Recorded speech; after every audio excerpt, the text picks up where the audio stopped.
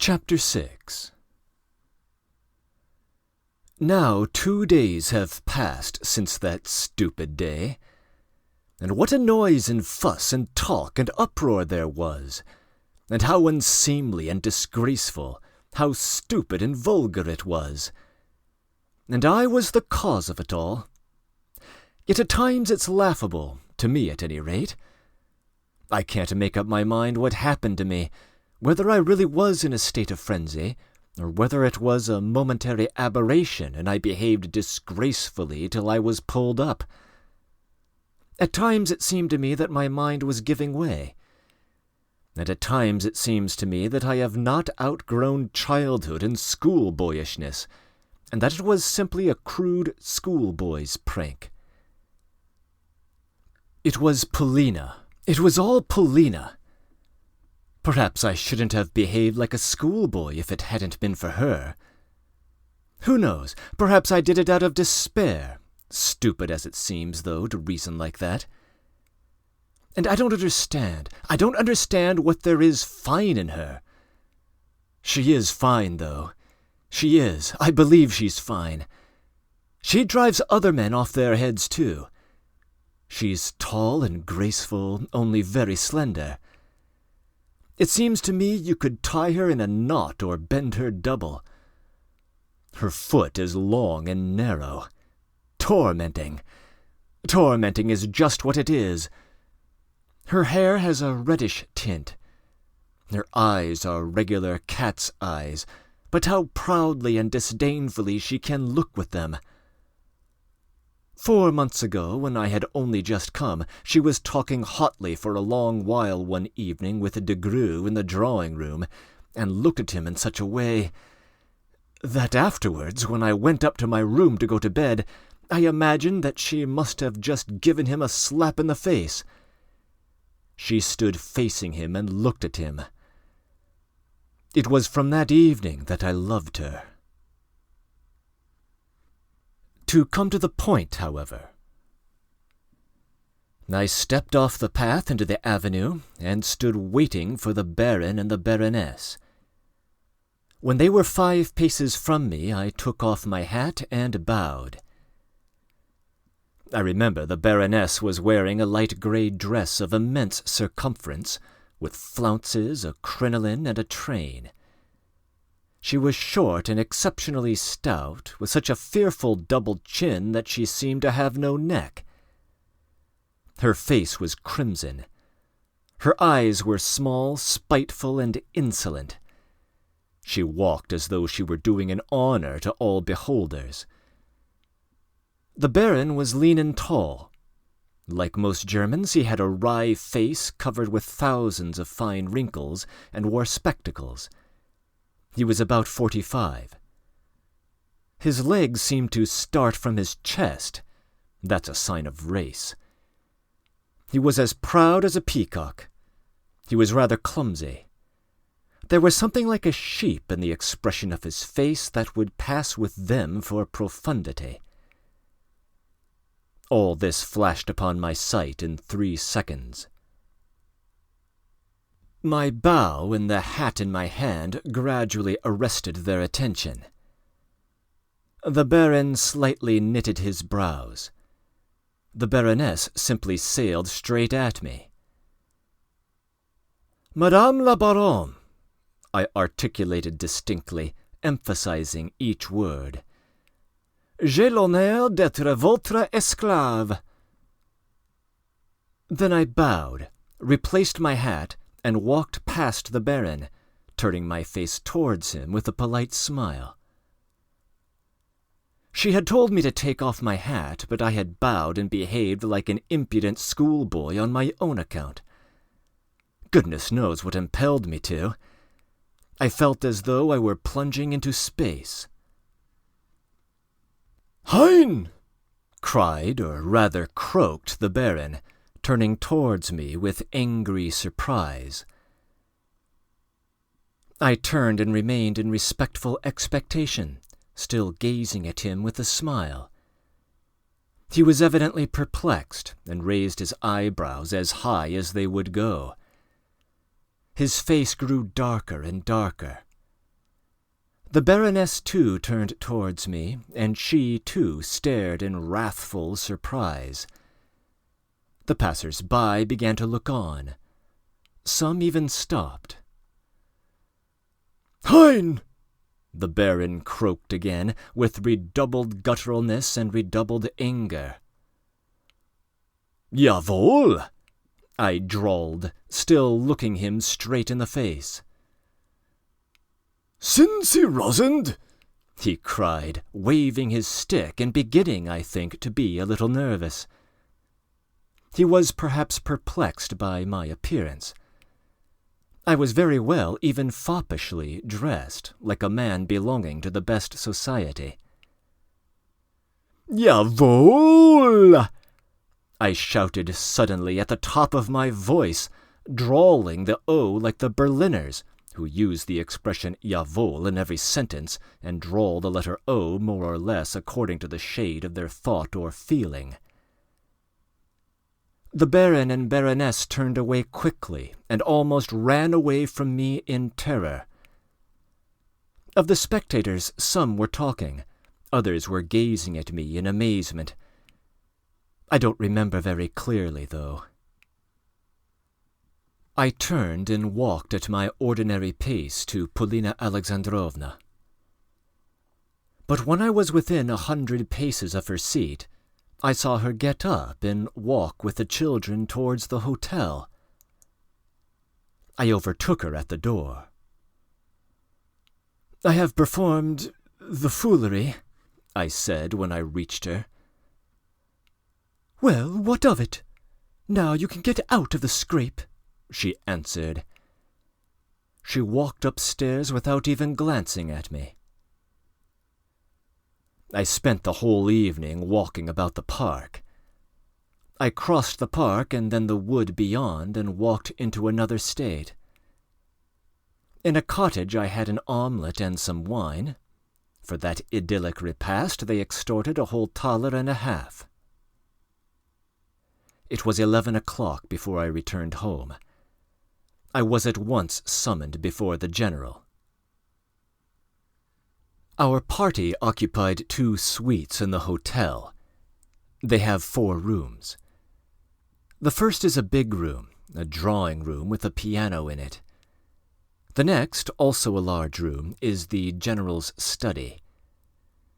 Here he was awaiting me, standing in the middle of the room in a majestic pose.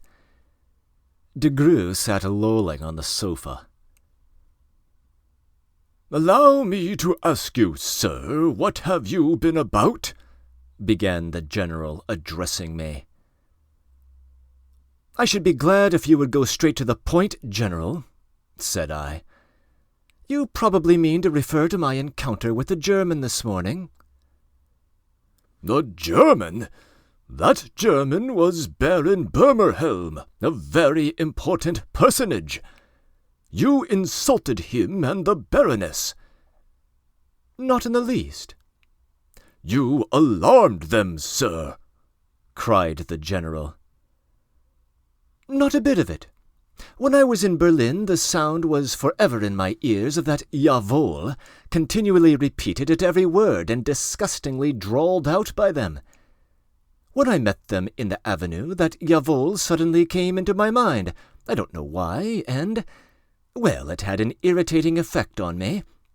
Besides, the Baroness, who has met me 3 times, has the habit of walking straight at me, as though I were a worm who might be trampled underfoot. You must admit that I, too, may have my proper pride.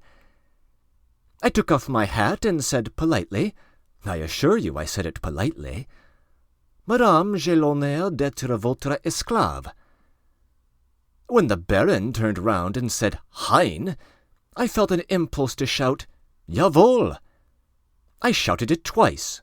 The first time in an ordinary tone, and the second, I drawled it as much as I could. That was all. I must own I was intensely delighted at this extremely schoolboyish explanation. I had a strange desire to make the story as absurd as possible in the telling. And as I went on, I got more and more to relish it. "Are you laughing at me?" cried the general. He turned to the Frenchman and explained to him in French that I was positively going out of my way to provoke a scandal. De Greux laughed contemptuously and shrugged his shoulders. "Oh, don't imagine that. It was not so at all," I cried. "My conduct was wrong, of course. I confess that with the utmost candour. My behaviour may even be called a stupid and improper schoolboy prank, but nothing more. And do you know, General, I heartily regret it. But there is one circumstance which, to my mind at least, almost saves me from repentance. Lately, for the last fortnight indeed, I've not been feeling well. I have felt ill, nervous, irritable, moody, and on some occasions I lose all control of myself. Really, I've sometimes had an intense impulse to attack the Marquis de Greux, and, however, there's no need to say he might be offended. In short, it's the sign of illness. I don't know whether the Baroness Bermerhelm will take this fact into consideration when I beg her pardon, for I intend to apologize. I imagine she will not consider it, especially as that line of excuse has been somewhat abused in legal circles of late. Lawyers have taken to arguing in criminal cases that their clients were not responsible at the moment of their crime, and that it was a form of disease. He killed him, they say, and has no memory of it. And only imagine, General, the medical authorities support them, and actually maintain that there are illnesses, temporary aberrations in which a man scarcely remembers anything, or has only a half or a quarter of his memory. But the Baron and Baroness are people of the older generation. Besides, they are Prussian Junkers and landowners, and so are probably unaware of this advance in the world of medical jurisprudence, and will not accept my explanation. What do you think, General? "Enough, sir," the General pronounced sharply with surprised indignation. "Enough! I will try once for all to rid myself of your mischievous pranks. You are not going to apologize to the Baron and Baroness. Any communication with you, even though it were to consist solely of your request for forgiveness, would be beneath their dignity. The Baron has learnt that you are a member of my household. He has already had an explanation with me at the casino, and I assure you that he was within an ace of asking me to give him satisfaction. Do you understand what you have exposed me to? Me, sir? I was forced to ask the Baron's pardon, and gave him my word that immediately, this very day, you would cease to be a member of my household." Excuse me, General. Did he insist on that himself, that I should cease to belong to your household, as you were pleased to express it? No, but I considered myself bound to give him that satisfaction, and of course the Baron was satisfied. We must part, sir. There is what is owing to you, 4 Friedrichsdor and 3 florins, according to the reckoning here. Here is the money, and here is the note of the account. You can verify it. Goodbye. From this time forth we are strangers. I've had nothing but trouble and unpleasantness from you. I will call the Kellner and inform him from this day forth that I am not responsible for your hotel expenses. I have the honor to remain your obedient servant." I took the money and the paper upon which the account was written in pencil, bowed to the General, and said to him very seriously, "General, the matter cannot end like this. I am very sorry that you were put into an unpleasant position with the Baron, but excuse me, you were to blame for it yourself. Why did you take it upon yourself to be responsible for me to the Baron? What is the meaning of the expression that I am a member of your household? I am simply a teacher in your house, that is all. I am neither your son nor your ward, and you cannot be responsible for my actions. I am a legally responsible person. I am 25. I am a graduate of the university. I am a nobleman. I am not connected with you in any way. Nothing but my unbounded respect for your dignity prevents me now from demanding from you the fullest explanation and satisfaction for taking upon yourself the right to answer for me." The general was so much amazed that he flung up his hands, then turned suddenly to the Frenchman and hurriedly informed him that I had just all but challenged him to a duel. The Frenchman laughed aloud. "But I am not going to let the Baron off," I said with complete composure, not in the least embarrassed by Monsieur de Gru's laughter. "And as general you consented to listen to the Baron's complaint today and have taken up his cause, and have made yourself, as it were, a party in the whole affair, I have the honour to inform you that no later than tomorrow morning I shall ask the Baron on my own account for a formal explanation of the reasons which led him to apply to other persons, as though I were unable or unfit to answer for myself." What I foresaw happened. The general, hearing of this new absurdity, became horribly nervous. "What? Do you mean to keep up this damnable business?" he shouted. "What a position you are putting me in! Good heavens! Don't dare, sir, or I swear. There are police here too, and in fact, by my rank, and the Baron's too, in fact, you shall be arrested and turned out of the state by the police to teach you not to make a disturbance. Do you understand that, sir?" And although he was breathless with anger, he was also horribly frightened.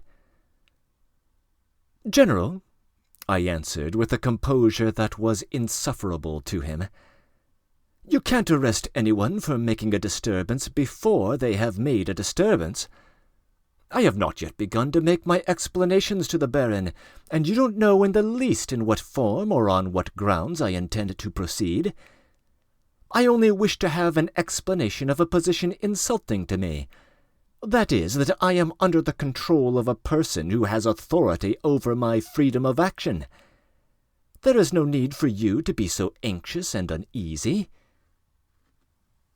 For goodness sake, Alexey Ivanovitch, drop this insane intention," muttered the general, suddenly changing his wrathful tone for one of entreaty, and even clutching me by the hand. "Fancy what it will lead to!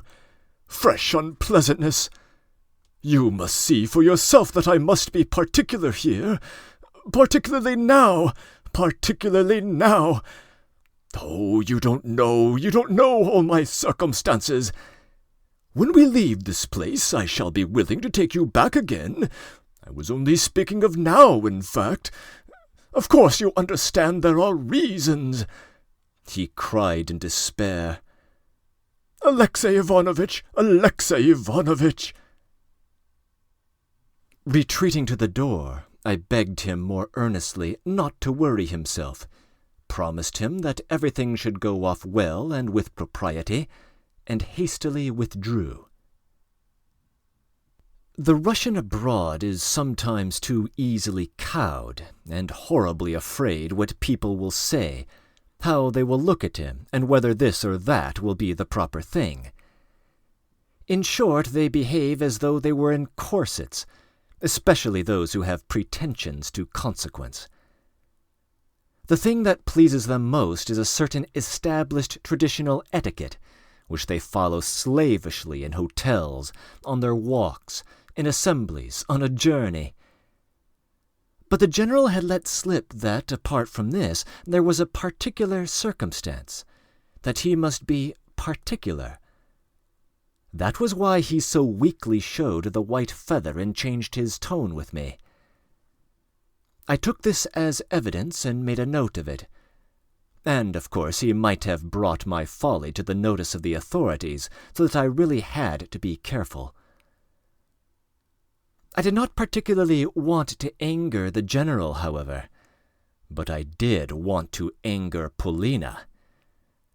Polina had treated me so badly, and had thrust me into such a stupid position, that I could not help wanting to force her to beg me to stop.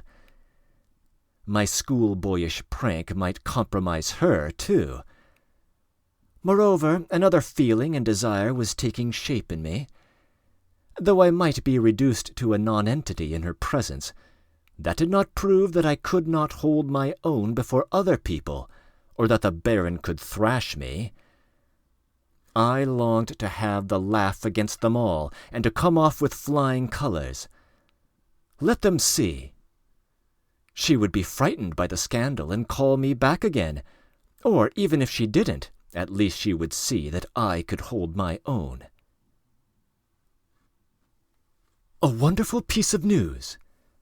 I have just heard from the nurse, whom I met on the stairs, that Marya Philippovna set off today, entirely alone, by the evening train to Carlsbad to see her cousin. What's the meaning of that? Nurse says that she has long been meaning to go, but how was it no one knew of it? Though perhaps I was the only one who did not know it. The nurse let slip that Marya Philippovna had words with the general the day before yesterday. I understand. No doubt that is Mademoiselle Blanche. Yes, something decisive is coming. Breaking in. If I'm reading events correctly, the final parenthetical passage of this chapter is an anachronism.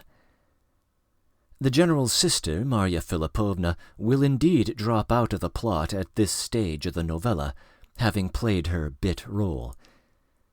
But the narrator tells us at the beginning of this chapter that he is writing in his diary 2 days after his prank with the Burmerhelms, which, as we will see, is after the decisive event he is anticipating in this final paragraph. Ah, well, we can forgive Dostoevsky this oversight. The big mystery of this chapter concerns why it is that the general should be so upset over that episode with the Baron and Baroness. This puzzle will be resolved in due course. End of comments.